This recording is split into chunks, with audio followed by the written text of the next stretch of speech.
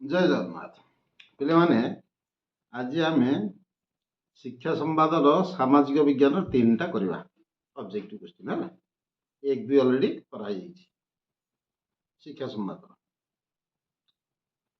एक नंबर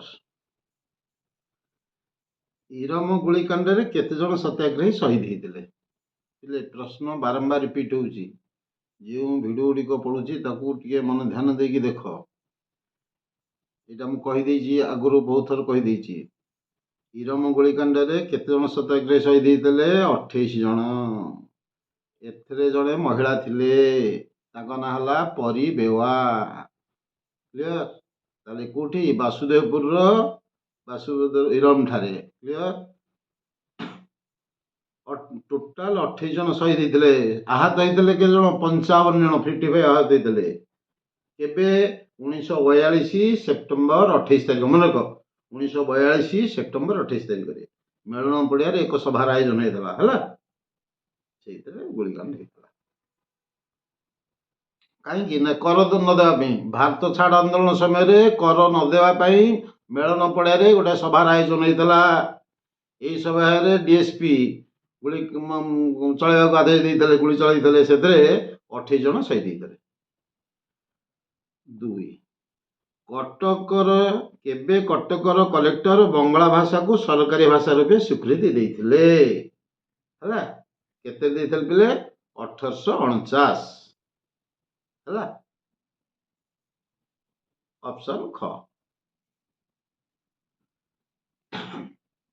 किए भारतर संविधान प्रणयन सभार सभापति थे डॉक्टर राजेंद्र प्रसाद ऑप्शन ख विशिष्ट अर्थनीतिज्ञ प्रोफेसर पीसी महालनोबिस क्यों पंचवार्षिक योजना रूपरेख प्रस्तुत करते द्वितीय द्वितीय पंचवार्षिक योजनार रूपरेख प्रस्तुत करते कौन होता ना शिल्प उपरे गुरुत्व दि जाइथिला 5 नंबर भारतर बिस्मार्क बोली काहू कहती भारतर बिस्मार्क कहती काहू पिले सरदार वल्लभ भाई पटेल कहीं कहती आमर जो स्वाधीनता पर जो गणजात राज्य को मिश्रण कर मुख्य भूमिका नहीं थे बिस्मार्क जमी जर्मनी छोट छोट सहर मान मिसेक यूनाइटेड करते एकाठी करते जर्मनी रे बिस्मार्क से ये आमर भारत स्वाधीनता पर गणजात राज्य को मिश्रण कर प्रमुख भूमिका ग्रहण करते तेणु भारतर बिस्मार्क बोली आख्या दिया क्यों गढ़ नंबर क्यों गणजातर राजा कटक सम्मेलन समय मिश्रण चुक्ति पत्र स्वाक्षर कर जिते गणजात मान मिश्रण होता किए से ना मयूरभंज राजा से स्वाक्षर दे नथिले कहीं दे नथिले ना से राजा किए थे ना प्रताप चंद्र भंजदेव है और केबे मिसिले राज्य 1949 जानुरी 1 मिसिले मयूरभंज 7 नंबर किए पूर्वतट रेलपथर शुभ देते देवगौड़ा ऑप्शन ख देवगौड़ा 8 नंबर क्यों लेखापाई गोपबंधु दास को जेल दंड भोग पड़ा सत्य हेले सांघातिक ऑप्शन ग ये जो जेल दंड भोग आसला 9 सुभाष बोस जा भारतीय संग्राम नाम पुस्तक केबे प्रकाश पाई 1934 मसीह प्रकाश पाई ऑप्शन क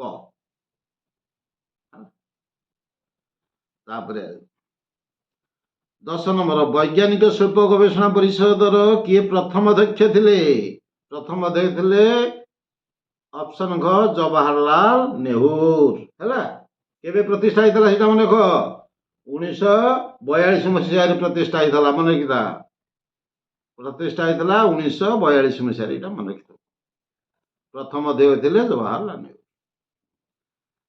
11 नंबर केबे ठारू सरकार विद्यालय मध्याह्न भोजन व्यवस्था कले केबे ठारू 1995 मसीह 1995 को मास ଅଗଷ୍ଟ ମାସଠାରୁ ମନେ ରଖିବା 1995 ମସିହା ଅଗଷ୍ଟ ମାସଠାରୁ।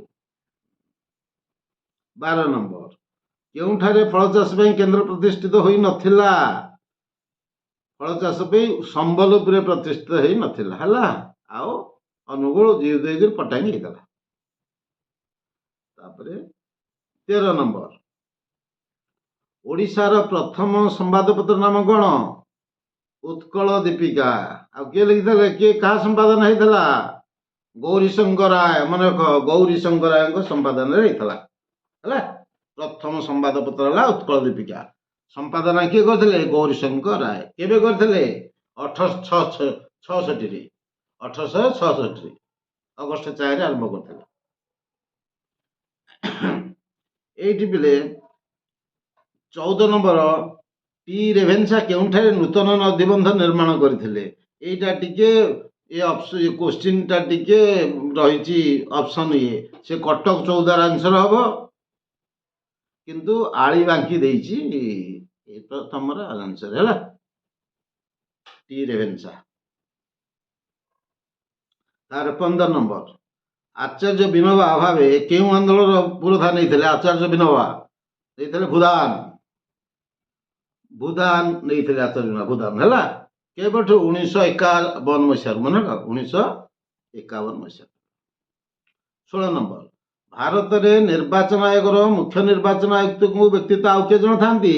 ଆଉ 2 ଜଣ ଥାନ୍ତି ଅଧିକ। ଅପସନ ଖ ହେଲା। 17 ନମ୍ବର ପ୍ରତି 100 ଦୁର୍ଘଟଣାରେ କେତେ ଜଣ ମୃତାହତ ହେଉଛନ୍ତି? 45 ଜଣ। 100 ଜଣରେ 45 ଜଣ ମୃତାହତ ହେଉଛନ୍ତି।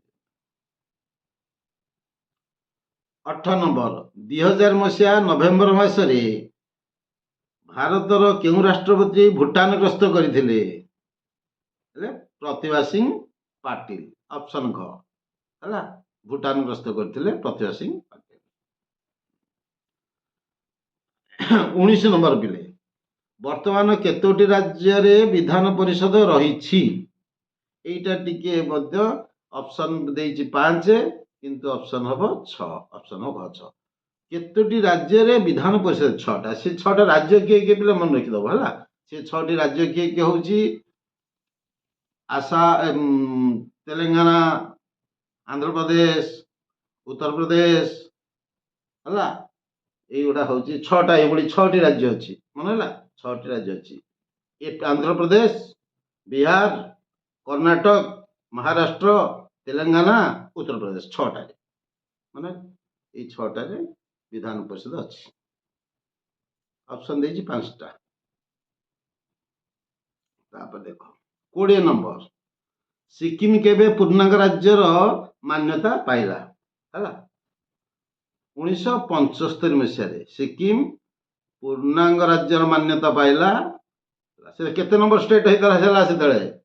21ଟା ଥିଲା। 22ତମ ରାଜ୍ୟର ମାନ୍ୟତା ହେଇଥିଲା। 22ତମ ରେଖ 22ତମ ରାଜ୍ୟ 1975ରେ ପୂର୍ଣ୍ଣାଙ୍ଗ ରାଜ୍ୟର ମାନ୍ୟତା ପାଇଥିଲା ହେଲା। ତାପରେ ଆସିଲା ଆମର 21 ନମ୍ବର ଗୋଆ ଡାମନ ଡ୍ୟୁ କେତେ ବର୍ଷ ଧରି ପର୍ତ୍ତୁଗାଲଙ୍କ ଅଧୀନରେ ଥିଲା? 450 ବର୍ଷ ଧରି ପର୍ତ୍ତୁଗାଲଙ୍କ ଅଧୀନରେ ଥିଲା ହେଲା। କେବେ? 1510ରୁ 1961। 1510ରୁ 1961 ପର୍ଯ୍ୟନ୍ତ 450 ବର୍ଷ ଥିଲା। ଭାରତୀୟ ଆର୍ମିର ବଳପୂର୍ବକ ଭାରତୀୟ ଆର୍ମି ବାହାର କରିଦେଲେ। ତାପରେ ଆସିଲା ଖ ଶ୍ରେଣୀଭୁକ୍ତ ରାଜ୍ୟମାନଙ୍କର ଶାସନ ମୁଖ୍ୟ କଣ କହୁଥିଲା? 4ଟା ଶ୍ରେଣୀଭୁକ୍ତ ରାଜ୍ୟ କରିଥିଲା କ ଖ ଗ ଘ। ଖ ଶ୍ରେଣୀଭୁକ୍ତ ରାଜ୍ୟମାନଙ୍କର ଶାସନ ମୁଖ୍ୟକୁ ରାଜ୍ୟ ପ୍ରମୁଖ କୁହାଯାଉଥିଲା। ଅପସନ କ। ତାପରେ 23 ନମ୍ବର କେଉଁ ମସିହାରେ ଉଭୟ ଭାରତ ଓ ନେପାଳ ସାର୍କ ସଂଗଠନର ପ୍ରତିଷ୍ଠାତା ସଦସ୍ୟ ଥିଲେ? କୋଉ ମସିହାରେ ଥିଲେ? 1985 ମସିହାରେ। କେତେ ତାରିଖ ମନେ ରଖିବ? ଡିସେମ୍ବର 8। 1985 ଡିସେମ୍ବର 8। କ୍ଲିୟର? ତାପରେ ଆସିଲା 24 ନମ୍ବର ହେଲା। 24 ନମ୍ବର ପିଲେ କଣ ନା ଆମ ସମ୍ବିଧାନର କେଉଁ ଧାରାରେ ସାର୍ବଜନୀନ ସାବାଳକ ମତଦାନ ପ୍ରଥା ବିଷୟରେ ଉଲ୍ଲେଖ ରହିଛି? ସାବାଳକ ମତଦାନ ପ୍ରଥା ହେଲା 326 ଅପସନ୍ ଗ। ତାପରେ 25 ନମ୍ବର, ମଧୁବାବୁ ଭାରତର କେଉଁ ବଡ଼ଲାଟଙ୍କୁ ଓଡ଼ିଶା ଆସିବାକୁ ଅନୁରୋଧ କରିଥିଲେ? କାହାକୁ କରିଥିଲେ? ଲର୍ଡ କର୍ଜନଙ୍କୁ କରିଥିଲେ। କାହିଁକି କରିଥିଲେ? ନା ଆମର କ'ଣ ପାଇଁ? ମିଶ୍ରଣ ଓଡ଼ିଆ ଭାଷୀ ଓଡ଼ିଆ ଭାଷାଭାଷୀ ଅଞ୍ଚଳ ଯେଉଁ ଯୁଆଡ଼େ ଅଛନ୍ତି ତାଙ୍କ ଏକତ୍ରୀକରଣ ପାଇଁ ଡାକିଥିଲେ ହେଲା ଲର୍ଡ କର୍ଜନଙ୍କୁ। ତାପରେ ପିଲା ଆସିଲା 26 ନମ୍ବର, ନିମ୍ନୋକ୍ତ ମଧ୍ୟରୁ କେଉଁଟି ଅପୂରଣୀୟ ସମ୍ବଳ ଆଉ ପୂରଣ କରିହବ ନାହିଁ? ତାହେଲେ ପୂରଣୀୟ ସମ୍ବଳ ହେଲା କିଏ? ସେ ଯେତେ ଶେଷ କଲେ ଯେତେ ବ୍ୟବହାର କଲେ ମଧ୍ୟ ପୁଣି ପୂରଣ କରିହବ। ସେ ଗୋଟେ ହେଲା ଜୁଆର ଶକ୍ତି, ସୌରଶକ୍ତି, ବାୟୁଶକ୍ତି ହେଲା ଭୂତାପ ଶକ୍ତି। ତାହେଲେ ଆମର ଅପୂରଣୀୟ ସମ୍ବଳ ହେଲା ଖଣିଜ ପଦାର୍ଥ ଅପସନ୍ ଖ ହେଲା ଖଣିଜ ପଦାର୍ଥ। କ୍ଲିୟର? ତାପରେ ଆମର ଆସିଲା କିଏ? ସେ 27 ନମ୍ବର, ଭାରତର ସମୁଦାୟ ଭୂଭାଗର କେତେ ଶତକଡ଼ା କେତେ ହେବ ମାଳଭୂମି? ଶତକଡ଼ା ହେଲା 27% ମାଳଭୂମି ଅପସନ୍ ଘ। 28 ନମ୍ବର, ପଟୁ ମଟାଳ ବାଲିଆ ପଟୁ ସମାନ ପରିମାଣ ମିଶି କରି ଗଠିତ ହେଉଥିବା ମୂର୍ତ୍ତିକା କ'ଣ କହନ୍ତି?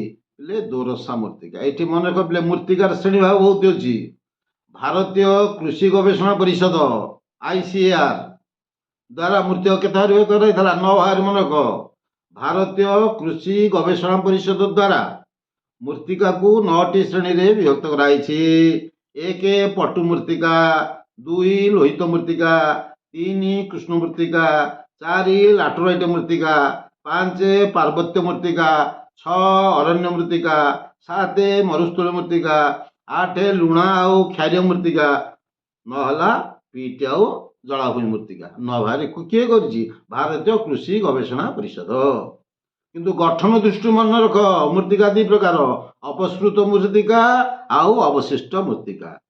ଗଠନ ଦୃଷ୍ଟିରୁ ପୁଣି କ୍ଷୟଜାତ ଶିଳା ରେଣୁ ଆଉ ତାର ଆକାର ପରିମାଣ କେଡ଼େ କେଡ଼େ ହବ ଆଉ କେତେ ମାତ୍ରାରେ ରହିବ ଆକାର, ଶିଳା ରେଣୁର ଆକାର ଆଉ ପରିମାଣ ଦୃଷ୍ଟିରୁ ମୃତ୍ତିକା ପୁଣି 4 ଭାଗରେ ବିଭକ୍ତ କରାଯାଇଛି। ପଟୁ, ବାଲିଆ, ମଟାଳ, ଦୋରସା। ମନେ ରଖ ମୃତ୍ତିକା ଶ୍ରେଣୀ ଭାଗ ମନେ ରଖିବ ସବୁ। ତାପରେ 29 ନମ୍ବର ପିଲେ, ଭାଙ୍ଗର ମୃତ୍ତିକାରେ କେଉଁ ଅଂଶ ବେଶୀ ଥାଏ? ଏଇ ଯୋଉ ପ୍ରଶ୍ନଟି ପଢିଛି ପିଲେ 29 ନମ୍ବର, ଏଥିରେ ଯୋଉ ଅପସନ ଦେଇଛି ପଟୁ, ସୋଡ଼ିୟମ, ଅମ୍ଳ, ଲୁଣିଆ, ଇଏ ସବୁ ପ୍ରଶ୍ନର ଉତ୍ତର ଗୁଡ଼ିକ ମାନେ ସନ୍ଦେହରେ ଅଛି। କିନ୍ତୁ ବହିରେ ଦେଇଛି ଭାଙ୍ଗର ମୃତ୍ତିକାରେ କେଉଁ ଅଂଶ ବେଶୀ ଥାଏ? ଲେଖିଛି କ୍ଲିୟର, ଲେଖିଛି ମାଟି ଅଂଶ ବେଶୀ ଥାଏ ହେଲା ମାଟି ଅଂଶ ବେଶୀ ଥାଏ। କିନ୍ତୁ ମାଟି ଏଥିରେ ନାହିଁ ଅପସନରେ।